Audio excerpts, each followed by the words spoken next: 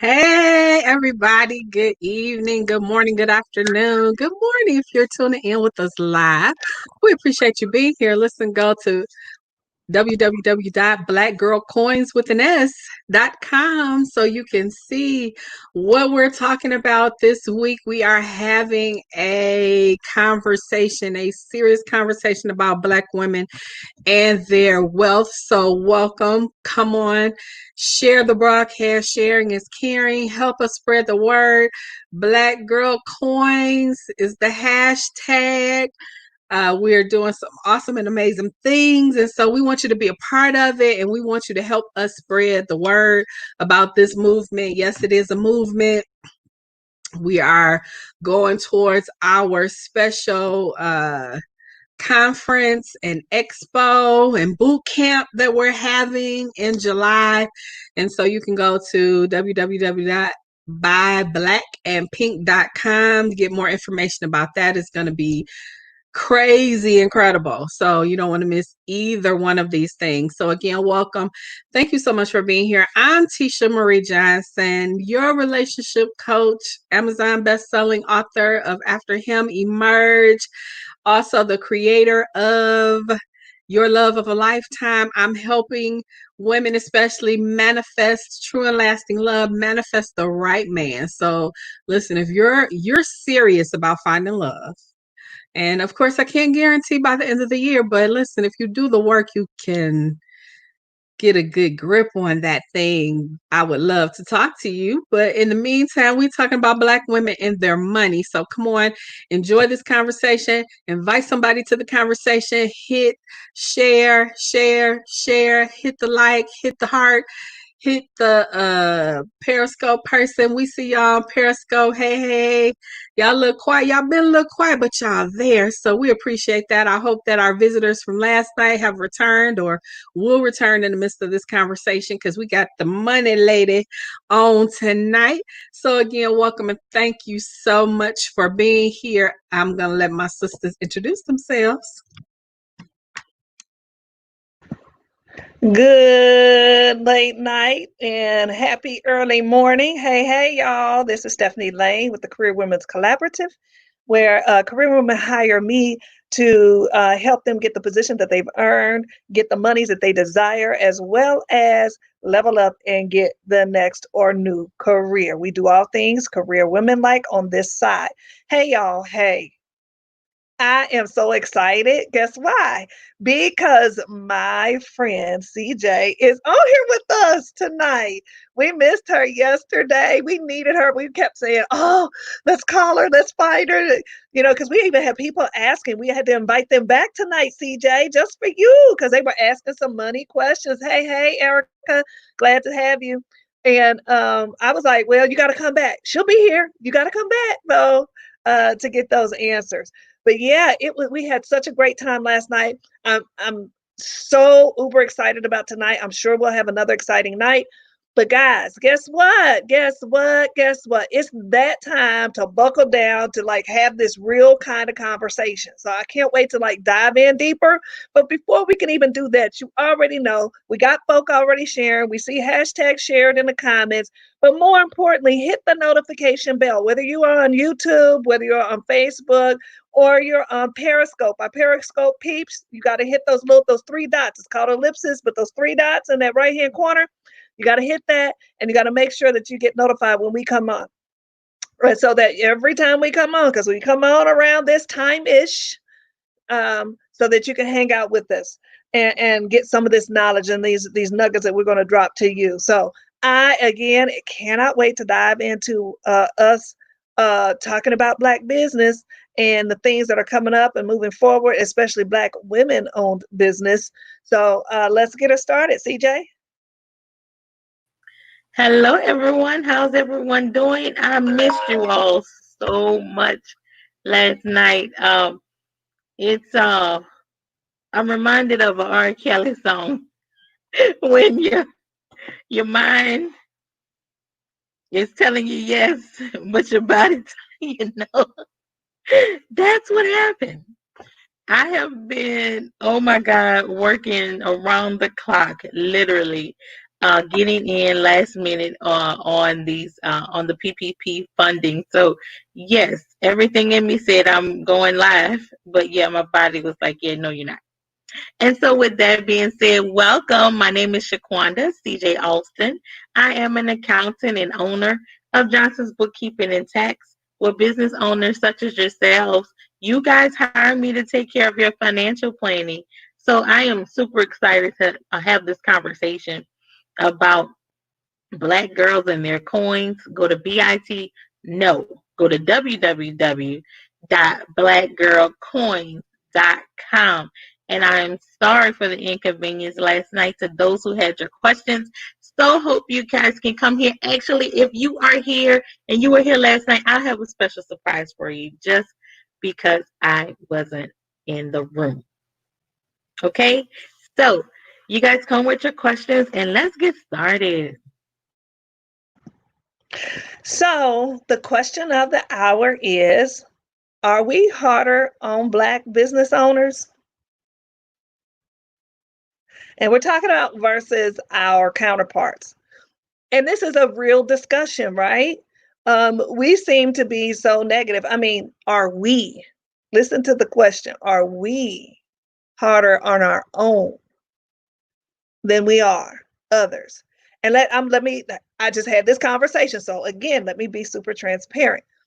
I was on the phone today for an hour and 45 minutes with a bank. And I had spoken to at least 5 different individuals within that hour and 45 minutes to then ultimately be told that I couldn't do what I needed to do or have done for me, the service provided that I needed to move forward. Now, think about it. Do I still have business with that bank? Yes, I do. Will I probably continue with that bank? Probably, because why? It is easier. That's where my money is. Why would I move? The same thing. Let me give you another example. Happened to me this weekend. AT&T. Oops, I wasn't supposed to say it. Oops. However, I have services for my mobile and for my internet. I was on the phone, not once, not twice, but 3 times. And each time it was not less than 30 minutes. The longest was an hour. To then be told that, again, what I needed to have happen, I had to go into the store. And I'm like, this is COVID. What do you mean I got to go? I'm not going in anybody's store. What do you mean? Oh, we got curbside. I'm like, oh, okay. But still, what do you mean you can't troubleshoot this? You can't figure it out via phone? I'm not understanding why I got to go lay eyes on somebody for you guys to fix this for me. Now, am I going to go out and change my internet? Am I going to change my phone? And many of us suffer. Many of us. I know this is not, I'm not the only one. I'm not an anomaly when it comes to internet services and mobile services. I'm pretty sure. But yet, we continue to go and go and go. Same with restaurants. You can go to a restaurant. It'll be your favorite restaurant. You get crappy service. We just chuck it up as, oh, somebody had a bad night, or they must have changed cooks, or, you know, I'm not going to go back to this location. But we still keep patronizing and going back to the same business. Now, when it comes to our small mom and pops, our businesses that we give to each other, instead of giving the same grace that we give these other businesses, we will just outright say we are not going back. We are not giving our monies to these small businesses. I just refuse. Oh, the service was horrible, or they didn't do X, Y, and Z. They didn't call me. They didn't greet me correctly. Instead of what we do ask for a supervisor like we do the other businesses, ask for a supervisor so that they can make right the wrongs, or fill out a survey, to tell them how you felt about your service, or simply just having a conversation and saying, look, I really want to give you my money. I really want to support your business. However, because that's how we help each other. It's not real. And we got to watch the approach. It's not one of those, I'm going to tell you or you going to learn today. It's not about that. It really is about business. And maybe some people just don't know.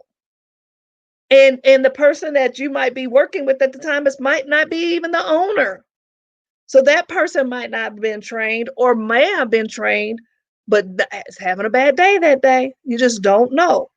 But what I ask is, if we give all these other businesses, our counterparts, and we get the crappiest service ever, and we still hold on to them, then why aren't we showing the same grace to our own? CJ?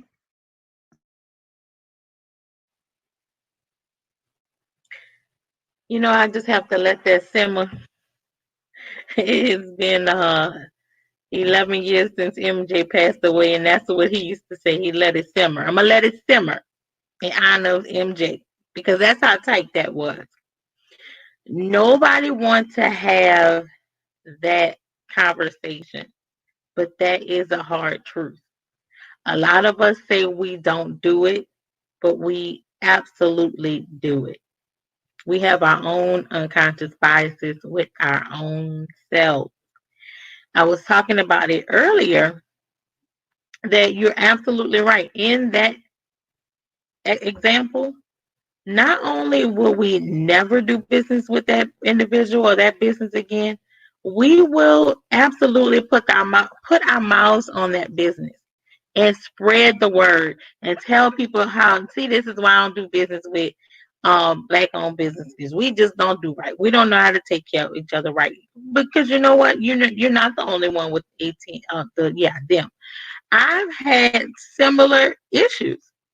And I just said, you know what? You guys just don't care. It is like customer service is a thing of the past. Yet, you expect those that look like you to go the extra mile, bend over backwards, do the and guess what? We do, because we're used to doing that. We do that anyway. We do that. We're so used to doing that on the other side. We already know when we came into this world of entrepreneurship that you absolutely have to give of yourselves a total level of service that normally you normally wouldn't see given to you. So we already understand that.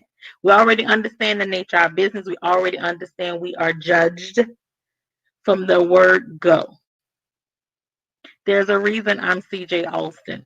And immediately when I get phone calls and they're like, CJ Alston, and I'm like, this is she, they're like, this is she. Yes. That's been my strategy for over 20 years. Because immediately, that's another thing, and that kind of goes to segue here. Well, not only do we're judged by that, but we're also judged as just being a black woman in business. And so then we have to have these pseudonyms. I have to be CJ, so you don't prejudge me, right? And so, yes, these are hard conversations we do. But I mentioned earlier, and I'll let T chime in on this. There was true story. An individual, a lady, a black lady, when it came down to pay for a service, gave all kind of heck, all kind of hassle, all kind of, oh my God, you charge too much, this, that, and the third. Oh my goodness, what did I get paid for? I don't see where okay. So even though I've given like 3 times the service that you pay for, and then I sat in the same room, same breath, same minute, and turned around and told her white male counterpart for another level of service, "Oh, is that all? Oh, is that all?" And here you are, check in full, no questions asked, for subpar service. Now, I'm used to it. So you know what I do? I just smile and I keep it moving. But the truth of the matter is, that's what we do. And the truth of the matter is, it's not right. It's not fair. And if we can see it, they can see it. So again, how do you expect people to respect us in a Black Lives Matter movement? I know I'm saying a lot, when we don't respect our own. Feel me? And with that, I love y'all. But that's the truth. You know, it's hard truth. We gotta have that conversation. What'd you say about that, T? You are so right. So listen, just like you have a bad relationship with a man, you don't swear off all men.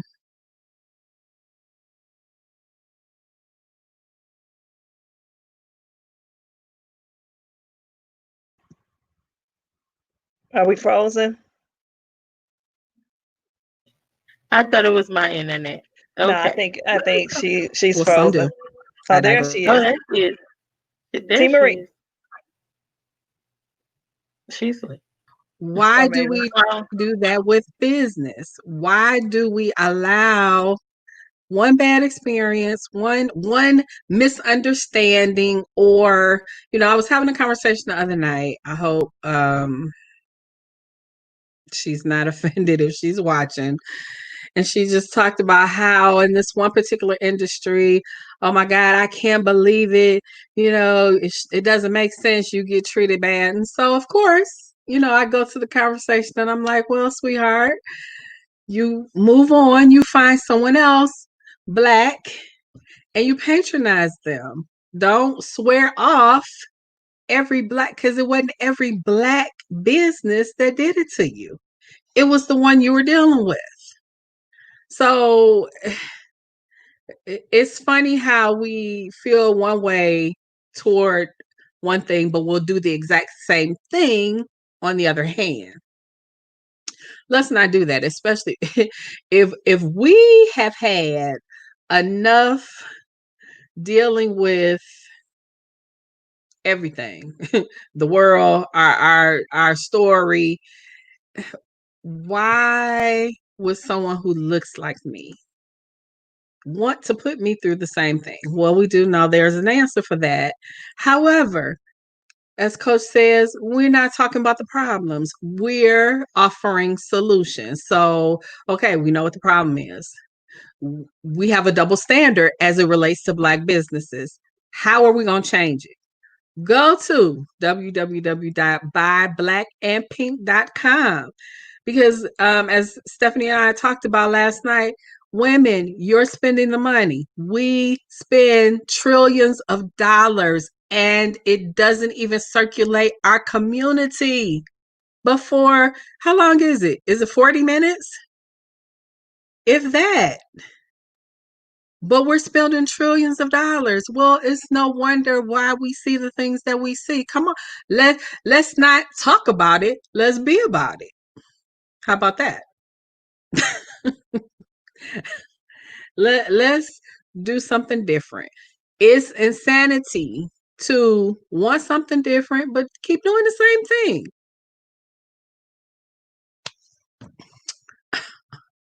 I'm just saying, in relationship, if that were the case, I'd have gave up on love a long time ago. I refuse. I'm not going to give up on love just because I had a bad experience. And I'm not flipping the script because I had a bad experience.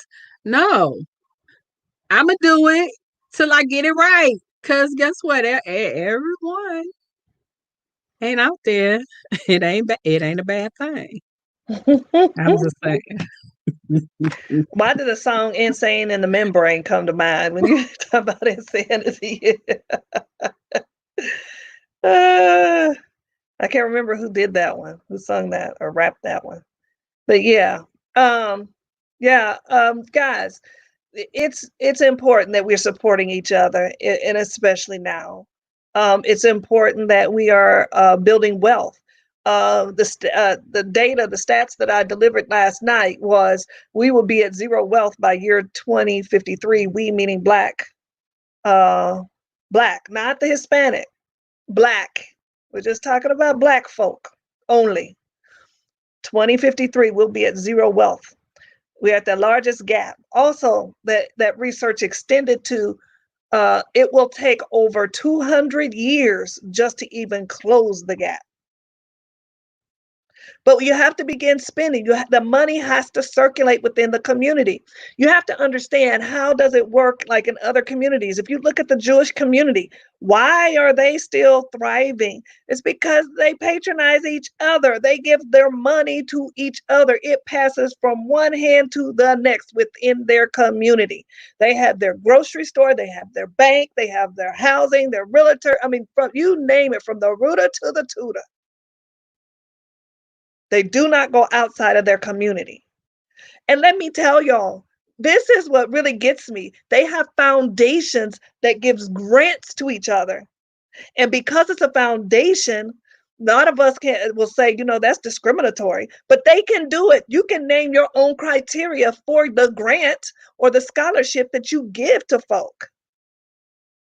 And it says, in order for you to get this money, you must show proof that you are of Jewish descent.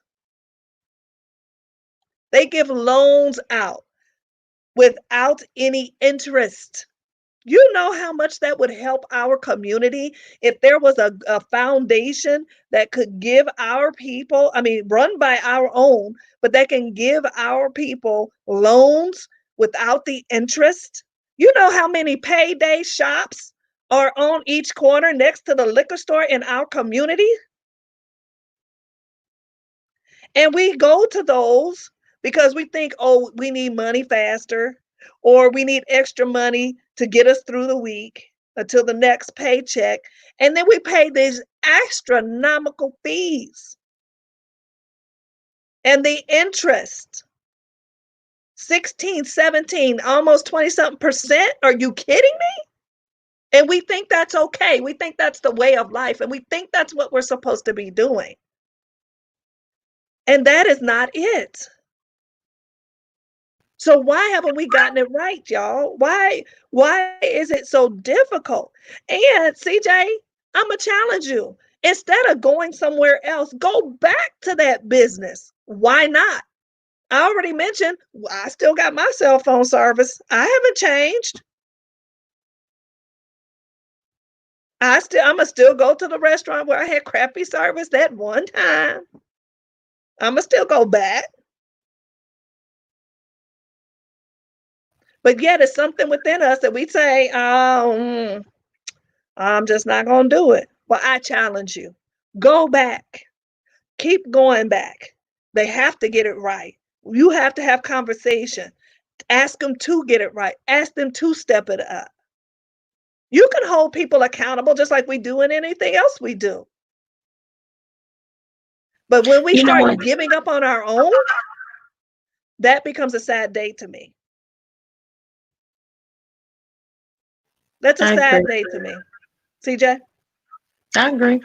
And you're so right. And the thing is that I always find myself, I'm a money mindset coach. So I'm a coach. So I always find myself having these teachable moments. And so I give you grace. Even those who, because like I said, on the other hand, yes, let's just be honest. Let's just be real. We're throwing it all on the table. There are some of businesses or those who look like us where their stuff is raggedy. Yes, it is. But just like Stephanie said, then that's the opportunity. If we're family, right? If we're a community, have that teachable moment. Have that conversation where, you know what? Yeah, just and whatever the feedback is, and either they take it or they leave it. But you're absolutely right, and I won't even name the top bank that's out there where their customer service sucks so bad they don't care about nothing, and nobody. Really and truly, to be honest, they don't want your business, obviously, because if they did, you will be treated as such, better. You'll be able to get a loan. The loans that you will get, just like Stephanie mentioned, they won't have these astronomical insurance interest rates. And so with that, guys, I want y'all to look at with an interest rate. Some great comments. Keep it going because you're absolutely right. Yes, we as a people do have to learn customer service and professionalism. Yes, and we also, yes, it is not just the Jewish, but it is Koreans and other Asian. And so we always question ourselves why we can't do that for ourselves. Well, we can, but we have to have these type of hard conversations. But in regards to the interest rate, when you feel like, oh, I have a great interest rate, and that rate is 16 to 29 and 40%, literally, that is something that you never do away with. You ever think about if you have a $300 card at a 40%, 20 something percent interest rate, why is it that you still have a $300 and something balance? Because the interest rate is so high. These are the types of conversation and education that you need to have. You need to Google the rule of 72. It talks about compound interest. It will show you how, based on your interest rate, and I'm giving this to you guys. You know, I went here yesterday. I'm trying to make up for it.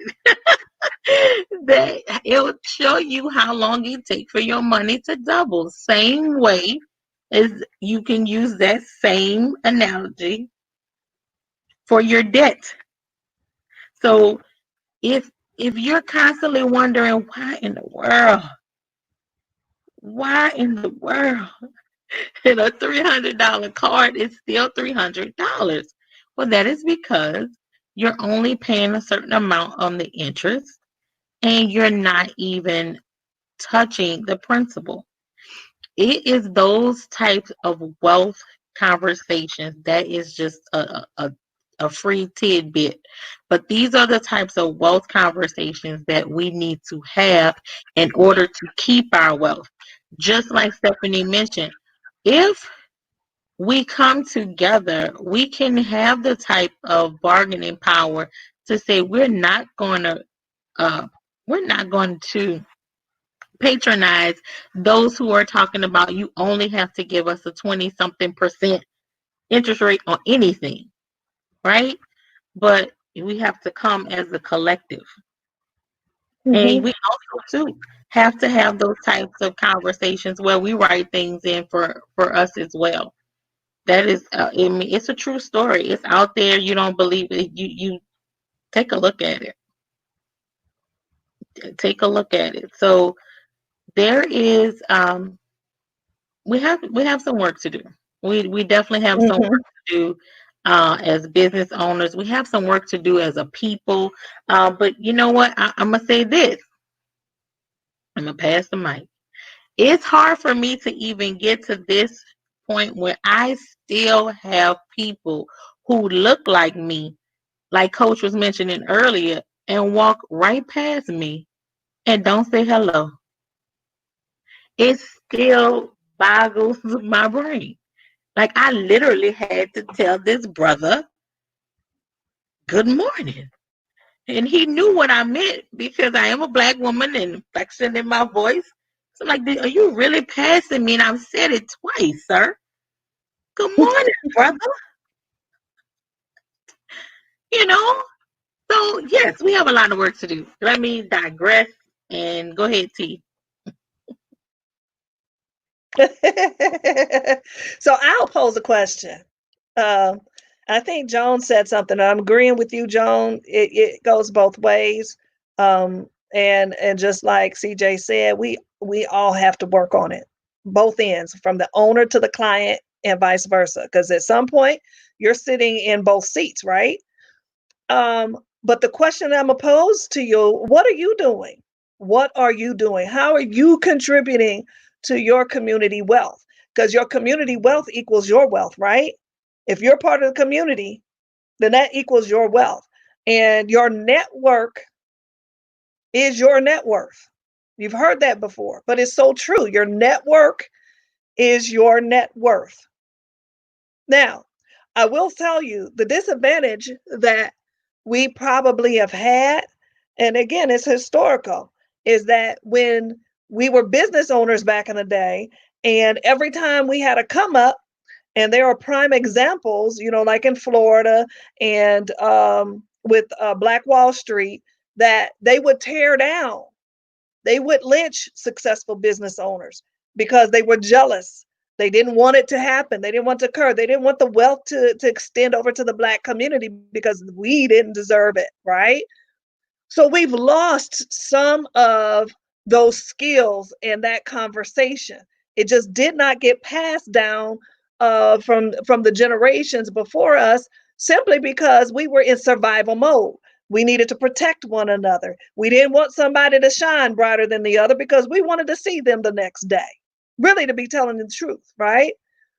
And so there are some things, the art of business somehow within our community has been lost or is broken, right? And I'm not saying we don't know how to do business. Please believe me, I'm not saying that at all. Because have we assimilated? Yes. Have we watched? Yes. Do we know? Yes. What I'm saying, though, as a community, as a whole, there is a gap. There's a huge gap from when there was a lot of success. And that's all we knew, because we lived in our own community because that's all we could do. Guys, think about that. If that was our only community, that was our only source of survival, living, thriving, we had to have our own. Somebody had to be the grocery store clerk. Somebody had to own the gas station because we could only go to our own. Somebody had to run the park or recreation. Somebody had to have the farm for the vegetables and produce and so forth. So we had our own. But because we started assimilating, and I'm not pointing the finger, I'm saying just because of the way history was and existed and still does today, things happen. And we started having to go out. I mean, with food, I can go on and on with food deserts, banks pulling out. I mean, just on and on and on of the things that have happened systemically, that we have had to spread out, right? We've had to spread out, disperse, and go other places. Our mindset then changed. Better was outside of our community, because the community that we had thrived in at one point in time now is red districted. So that means other businesses, our counterparts, were not going to go inside that. They were not going to be supported by the government. I'm telling you guys, this is so systemic and so deeply rooted in policy. It's beyond and above us. However, we as a people, one, have to be educated. Two, have to know how to move around that, because if others can do it, we can too. We're sleeping. We need to wake up. And I mean, people perish for the lack of knowledge. We just have to understand that something did happen, it did occur, but we can write it. We can write it. I'm not waiting on somebody else to do it for us. If we wait for somebody else to do it for us, then we're going to be still waiting for that little $1,200 stimulus check. Like, that's going to stimulate what? What did that do? Nothing. Because you still have people getting put out of homes. You still got people trying to figure out how they're going to get fed and how they're going to feed their own. You're still trying to figure out how you're going to pay the bills. Back into the community. We have to structure it so that even within red districting, redlining, that we can go back. And there are pockets of success where people have gone back and built up streets, neighborhoods, put housing back in, just so that people can live and live a great life instead of these rundown. Have y'all ever wondered? Have y'all looked at neighborhoods? I mean, just in my lifetime, the neighborhood that I grew up in used to be, prior to me growing up as a teenager, but it was a professional neighborhood. The doctors, the black doctors, the black lawyers lived there. And then things started happening. We started looking outside because we thought coming out of that was better. So then we started spreading us thinner. And as you do that, then it causes for, okay, banks are going to start pulling out, the gas stations are going to start pulling out. Oh, they don't need a store. We're going to put a store over here, but because it's closer to the counterparts, and the counterparts don't have to go through the neighborhood to get to the store. Y'all got to wake up. You got to see it. It is a movie right in front of you. I watch it every day. Are you paying attention? Are you paying attention? Because it's playing as we speak, featuring you. T.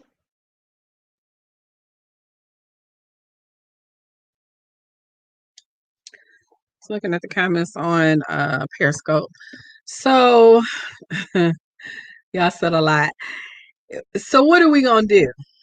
Now, we're not asking you to change the world. Of course you can't, but you can change the world in which you live in. Whether that's your family, educating your children, those that live in your household, those that you have influence over. Maybe it is something that happens in your neighborhood, on the block. I mean, I remember growing up, you knew everybody on the block. And I think we were telling stories the other night. I remember a time, and I had an aunt that lived on one end. We were in the middle, and my grandmother lived in the next block close to the corner. It was nothing that could happen in between that span that didn't get to my mama, didn't get to my grandmother, or didn't get to my aunt. I remember one time leaving my mother's house to go to my grandmother's.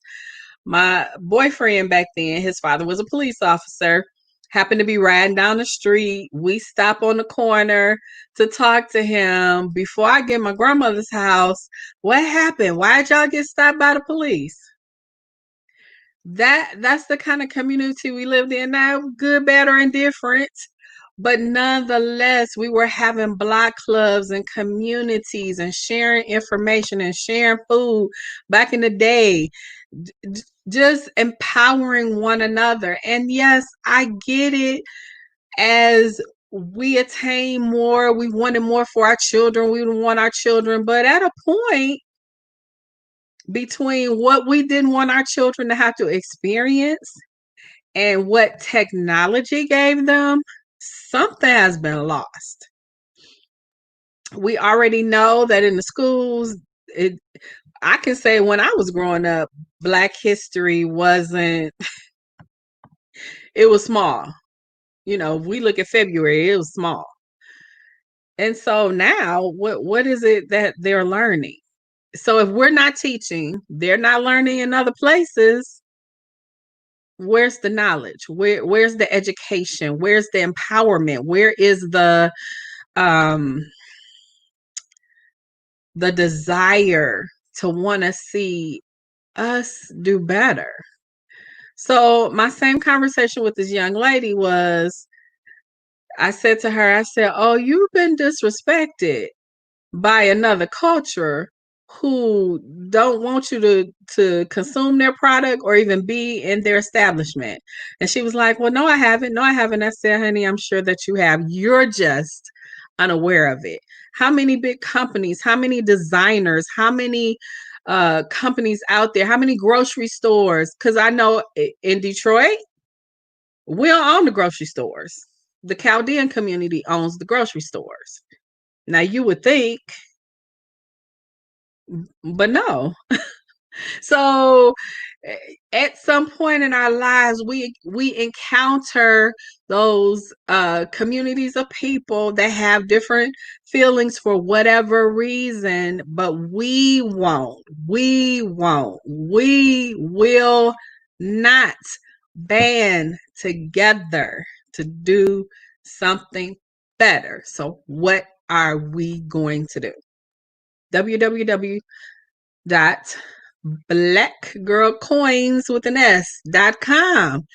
Come on, let's have a serious conversation about what we can do to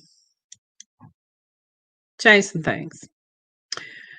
Egghead Hook says, neat name. Communities are broken. Like she said, you can't remove all the professionals and expect to thrive. I mean, if it's as simple as I'm going to support my brother, my sister, and then we're going to rally around them, it's plausible, but will we do it? We're quick to talk about the person who did us bad, who treated us wrong, that it was Black. But how many of those people are we supporting? It's important to me to support people. I support. I'm gonna be your biggest cheerleader. If you trying, if you're just starting out, I'm gonna be your biggest cheerleader because I want to see you successful. I want to see you thrive. I want to see you achieve. And I'm also gonna be a resource because even if I don't want what you have, how many? Let's put it this way: how many paparazzi jewelry people are all around me? Now I can't, and I probably could buy one piece from all of them, but at a point, I'm like, okay, listen, I'm gonna refer you to somebody over here, and I'm gonna refer this person to somebody over there. Even if I can't personally, I'm gonna be a resource for you because, again, that's important to me to see my people. And I'm not looking at color, but come on, it is what it is. I'm a Black girl. We talking about Black girl coins. So it's important for me to see my sisters, especially, thrive. Last thing I'm gonna say, and I'm gonna turn the mic over. I love this community because, wow, in the midst of the pandemic, I'm not quite sure where I'd be if I didn't have this community. And I've seen some things happen over the last year. Man, I don't know where some of us would be without the support and the love and encouragement of this community. And it's only getting better. It's getting bigger. Now you can come on in. You can come, but you gotta come right.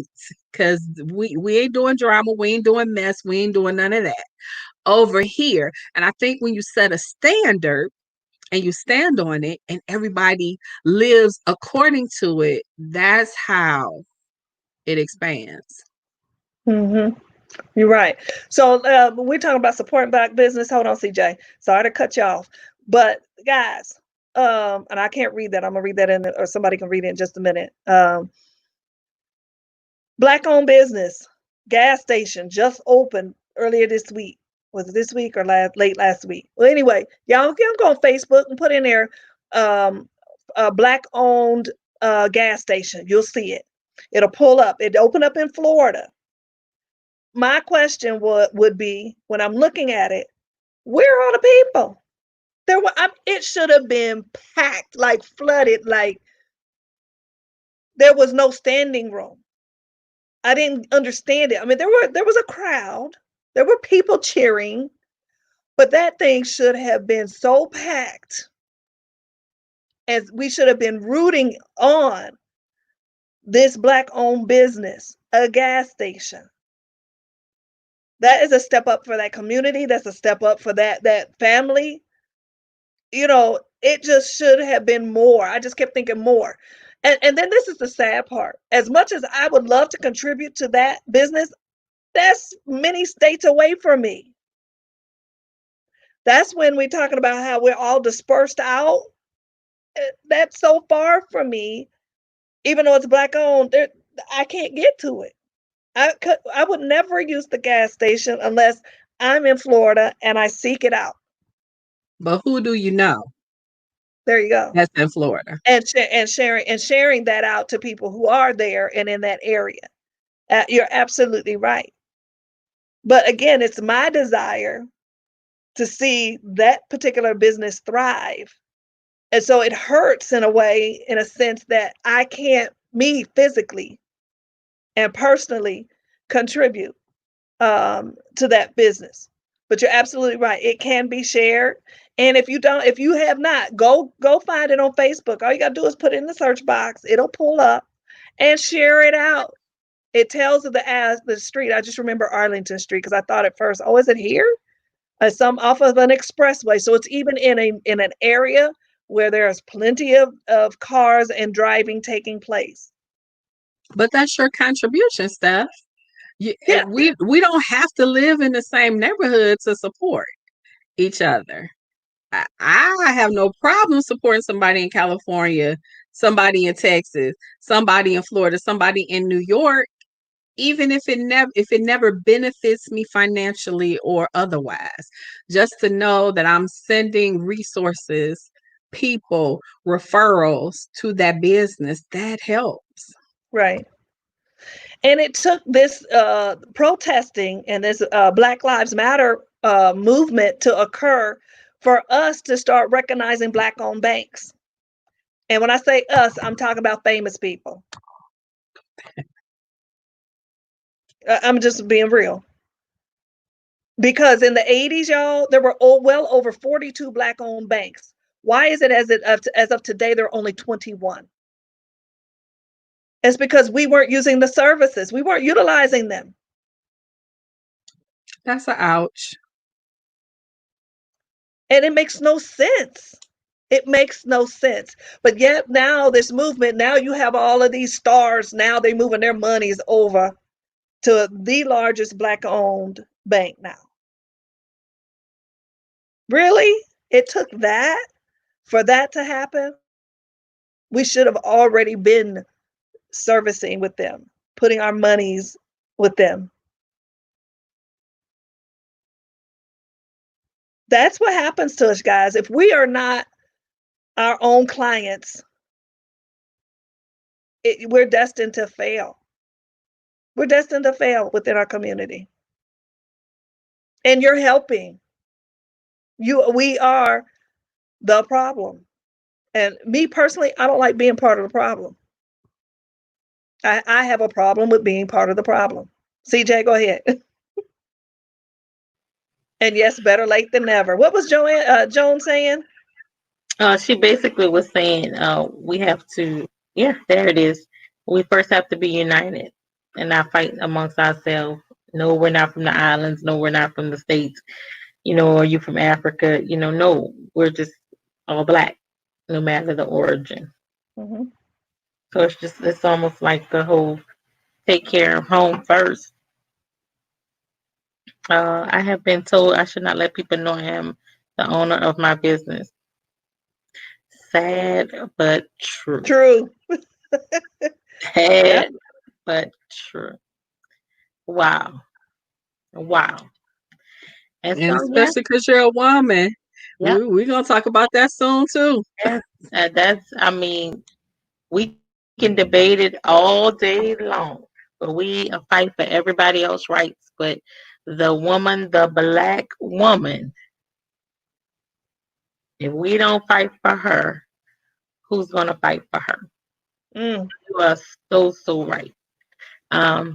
People don't realize that that's a whole nother debate, whole nother discussion about the Black woman, and where we are with that. So I know for me, the only takeaway I would leave is just the fact that I'm a numbers girl, and normally numbers do not lie. Mm-hmm. The wealth, the zero wealth by 30 years from now. A lot of you all 30 years from now is not a long time. 30 years from now is in most of our lifetimes. And so are you telling me that in 30 years we won't have any wealth? In 30 years we won't have no wealth. We don't even make 1% If that is not a oh wow moment, if that is not a 911 moment, did you all know don't tell me, like I've said before, if you guys been watching me, don't tell me don't tell me what I can't do. And don't tell me what I'm going to be. So if that shouldn't do anything, that should light a fire under you to say we have to do something different. No wealth in 30 years. I mean, numbers don't lie. We can see the wealth of Black individuals today. We significantly under the median. So those are the types of things I want to leave with you all. And so how are we going, just like Tisha said, what are we going to do now? What are we going to do now? No, don't think like me and feel like you have to save the world. you know, you can do your small part. That's a great thing. That's what I was doing, Stephanie. I was looking for the gas station so I can share it out. Because no, I had not heard of that. You can share it out. And so also too, just remember, anything you sow, you have to reap. Whether you call it sowing and reaping, whether you call it karma, whatever you call it, whatever. So you make sure you want to have that type of grace to one. So when you have your business, you want people to have grace on you as well. Joan says, if we don't have wealth, our kids will not have a chance. Absolutely, absolutely. And are you telling me in 30 years, when all of my kids are being their prime, that they won't have wealth? Not on my watch. Not on my watch. www.blackgirlcoins.com. So we're leading up to there's a big event happening in July. And so we're piggybacking that by having a Black and Pink. It's going to be an expo that we're having as well as a boot camp for a week. So you don't want to miss that. If you're interested in being a vendor, if you want to just attend, maybe you don't want to be a vendor, go to www.buyblackandpink.com, buyblackandpink.com. Of course, the colors will be black and pink. But we want to buy black, and the pink represents women, the sisterhood, the fellowship. Don't worry, fellas, we got you. You can come and participate as well. But we definitely want this movement to be so phenomenal. We got some great things in store for this particular event, and it couldn't come at a better time. And we're really, really excited about this initiative. We've already started another community helping women find grants and money and capital for their businesses. And so we're not just talking about it, we're being about it. Go to www.buyblackandpink.com if you want to participate. And of course, you can get some goodies and get the information by going to www.blackgirlcoins.com. So this is Egghead Hulk. Can't get it out. This is a virtual conference and expo. So it's going to be like none other you've seen. Of course, a lot of us are still sheltering in place. We staying in the space because I don't have time for no madness. But we are going to. And if you've never heard of Coach Danielle Winningham, she has an incredible following. She has at the expos that we do, the live expos we do. I mean, her booth is the buzz. So this virtual expo that it's going to be the buzz like nothing else you've seen before. So go to buyblackandpink.com to participate, to be a vendor, whether you just want to attend and get the information. Maybe you know someone who is a black business owner that wants to be a part of it. Go to www.buyblackandpink.com. Well, I think we have said it all tonight. I think we have done a great service to our community today. Well, again, I posed the question, what are you doing about it? What are you going to do about it? It's that time, guys. It's that time. And Joan's like, she needs her sleep. We understand. It's late night, early morning. We get it. Thank you for checking. Thank you for going to the site and registering. Hey guys, and with the buyblackandpink.com, that conference, guys, guess what? This is the kicker. Because we love our community, you get to decide how much you pay for it. You get to decide that. Because we don't want that to be an excuse as to why you're not there. You get to decide how much you pay. We want you there. We want to be able to support you. We want you, if this is your first step on your journey, whether you are trying to get into the world of entrepreneurship or you're just looking to support, this is the place to be. This is a good first step for you. So go to www.buyblackandpink.com, buyblackandpink.com. Yes, Kimberly, we have to support and continue to educate business owners. You're absolutely right. You're absolutely right. So, guys, hey, thank you for hanging with us. We'll be back tomorrow night or morning, same time, same place. And again, we appreciate you coming. Those of us who are watching the replay, thank you, thank you, thank you. Again, make sure you share, make sure you hit the notification bell and get connected with us. And go to www.buyblackandpink.com so you can join in on the virtual conference.